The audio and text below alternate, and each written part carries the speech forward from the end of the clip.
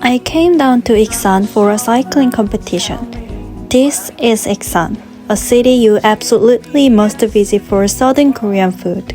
So, let's spend this one night, 2-day trip exploring every corner of the city.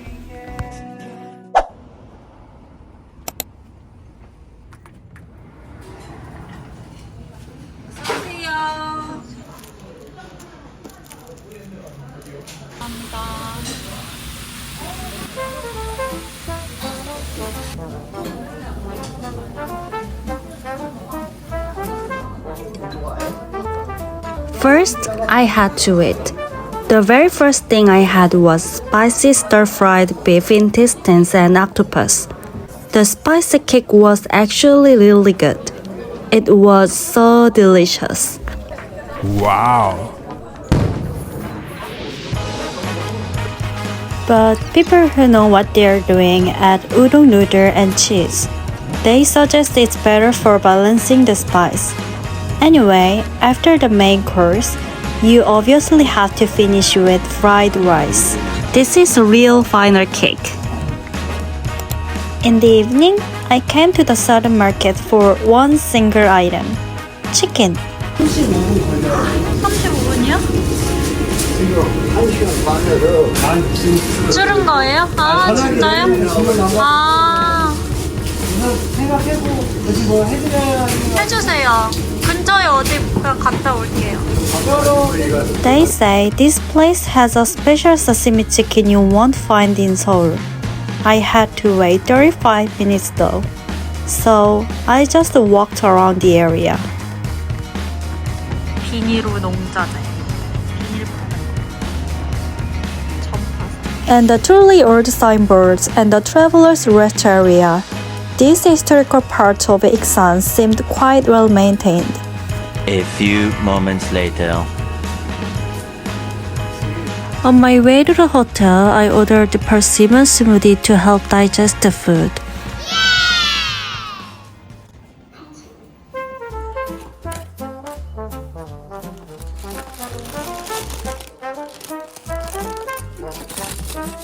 This chicken was different from what I usually eat.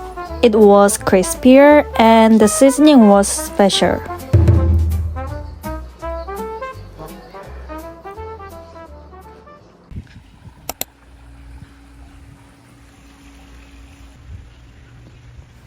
The next morning, I went to a Korean pork place my friend recommended.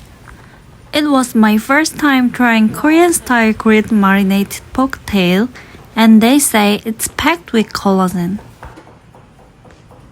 안녕하세요.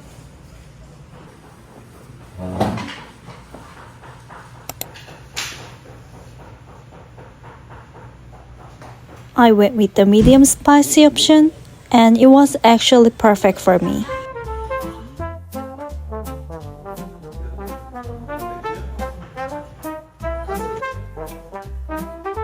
It was my first time trying it, so I was a bit hesitant when I heard it was pork tail. But once I started thinking about the tail part, it just tasted like really good pork.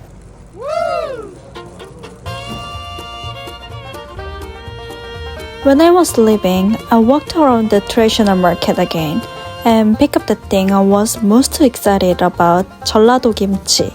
The kimchi there is really good, so you should definitely try it. I also grabbed some sweet rice cake for the road. This is called 찹쌀떡. I've been craving it so much.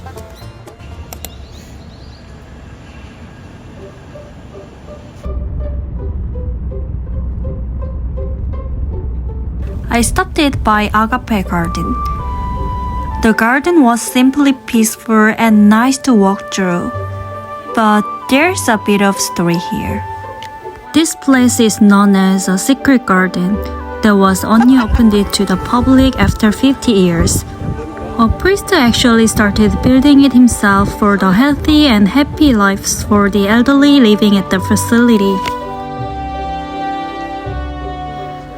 They didn't open it externally for a long time, but they started to open it for free to citizens who are struggling during the COVID era beginning in 2021. Specifically, the Metasequoia forest path that practically touches the sky is amazing, and you can also see a geometric beauty, like the formal garden, which is the kind of English formal garden.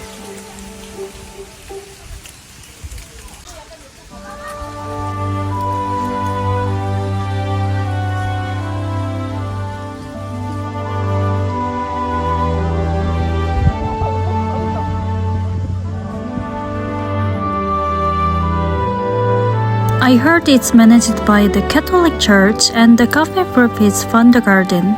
I decided to have ice cream before leaving.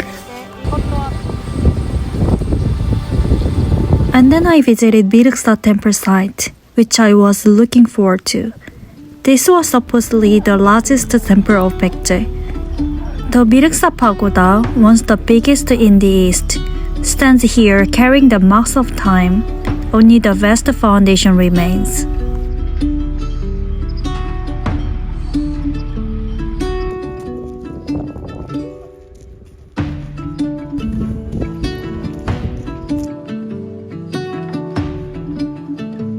Artifacts excavated from places like this are now mostly gathered at the National Iksan Museum.